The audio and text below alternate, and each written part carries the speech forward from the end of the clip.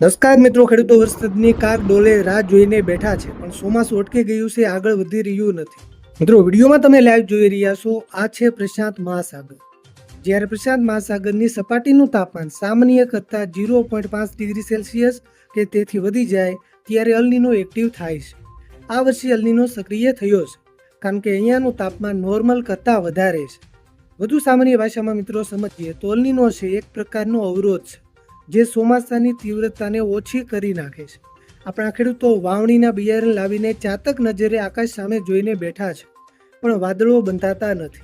મિત્રો, વિડીયોમાં આપણે સંપૂર્ણ સચોટ માહિતી મેળવીશું કે આપણા ગુજરાતમાં ચોમાસાનું સત્તાવાર રીતે ક્યારે આગમન થશે અને આગામી 2 થી 3 દિવસ કયા વિસ્તારોમાં ગાજવીજ સાથે ભારે વરસાદ વરસી શકે છે તેની પણ વાત કરીશું. વિડીયો શરૂ કરતા પહેલા ખાસ વિડીયોને એક લાઈક કરી દેજો, ચેનલને સબસ્ક્રાઇબ કરવાનું ભૂલતા નહીં.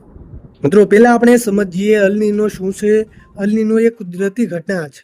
વેધર મોડેલોના માધ્યમથી તમે પેસિફિક ઓશન એટલે કે પ્રશાંત મહાસાગરની લાઈવ સ્થિતિને જોઈ રહ્યા છો.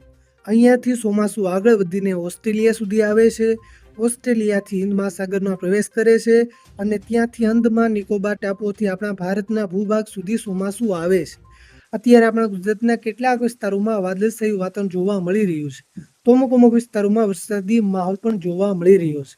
પણ આ ચોમાસાનો વરસાદ નથી.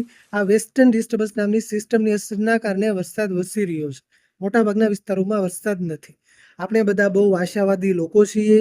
વાદળા જોઈને આશા રાખી લેતા હોઈએ છીએ કે આ ચોમાસાના વાદળો છે, પણ આ કોઈ ચોમાસાના વાદળો નથી. આ માત્ર નોર્મલ સિસ્ટમના કારણે વાદળો જોવા મળી રહ્યા છે.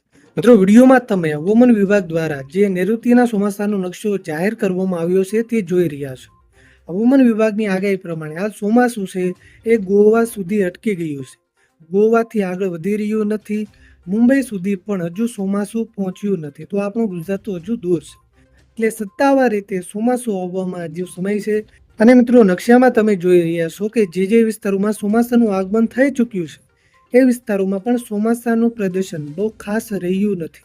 ખૂબ ઓછો વરસાદ છે, કોઈ વધારે વરસાદ નથી. ચોમાસાનું પ્રદર્શન બહુ જ ખરાબ અત્યારે ચાલી રહ્યું છે. એટલે ચોમાસું છે એ હજુ આપણા સુધી પહોંચવામાં હજુ સમય લઈ શકે છે.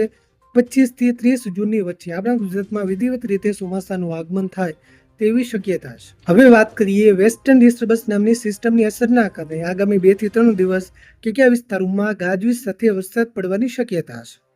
મિત્રો, પહેલા આપણે ઉત્તર ગુજરાતના વિસ્તારોથી શરૂઆત કરીએ તો ઉત્તર ગુજરાતમાં આગામી 48 કલાક સુધી ખાસ કરીને સાબરકાંઠા, મહેસાણા અને અરવલ્લી જિલ્લામાં વરસાદની શક્યતા વધારે છે.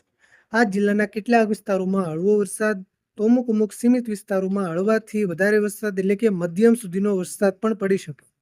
મધ્ય પૂર્વ ગુજરાતના વિસ્તારોની વાત કરીએ તો અમદાવાદ જિલ્લો હોય, આણંદ હોય, ખેડા હોય, મહીસાગર હોય, ગાંધીનગર હોય, દાહોદ, પંચમહાલ અને છોટાઉદેપુર જિલ્લાના પણ કેટલાક વિસ્તારોમાં સામાન્ય વરસાદ, અમુક વિસ્તારોમાં મધ્યમ વરસાદ, તો એકલ દોકલ ટૂંકા વિસ્તારોમાં ગાજવીજ સાથે ભારે સુધીનો વરસાદ પણ વરસી શકે. આ સાથે સૌરાષ્ટ્રના વિસ્તારોની વાત કરીએ તો મિત્રો, સૌરાષ્ટ્રમાં ખાસ કરીને રાજકોટ, અમરેલી, બોટાદ અને ભાવનગર જિલ્લામાં હાલ વરસાદની શક્યતા વધારે દર્શાવવામાં આવી રહી છે.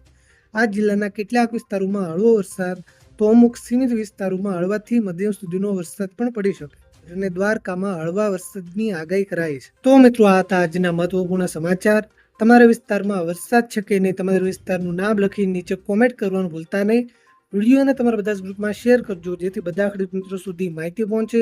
આવી જ રીતે આખું ચોમાસું વરસાદના પળે પળના તાજા સમાચાર સૌથી પહેલા જોવા માટે આપણી આ ચેનલને ખાસ સબસ્ક્રાઇબ કરવાનું ભૂલતા